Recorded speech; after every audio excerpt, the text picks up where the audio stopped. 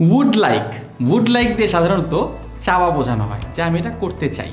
আমি যদি বলি I would like to buy a cheese burger, তার মানে আমি একটা চিজ বার্গার কিনতে চাই। I would like to take a dancing lesson, তার মানে আমি একটা ডান্সিং লেসন নিতে চাই। উড লাইক দিয়ে যে কেউ তাদের চাওয়ার কথা বলতে পারে। কিন্তু যদি আমরা উড ইউ লাইক দিয়ে কিছু একটা জিজ্ঞেস করি বা উড হি লাইক দিয়ে কিছু একটা জিজ্ঞেস করি, এটা একটা সাজেশন বা একটা ইনভাইটেশন। যদি আমি বলি would you like to have a cup of tea, তুমি কি এক কাপ চা খেতে চাও? Would you like to have a cup of tea. Would you like to dance with me, তুমি কি আমার সাথে ডান্স করতে চাও? Would he like to have a cup of tea. অর্থাৎ প্রত্যেকটা ক্ষেত্রে আমরা ইনভাইট করছি, আমরা তাদেরকে সাজেস্ট করছি তুমি কি এটা করতে চাও। এবং এখানটাতে একটু হাম্বলনেস, একটা হিউমিলিটির ব্যাপার আছে যে আমরা খুবই বিনম্রভাবে জিজ্ঞেস করছি।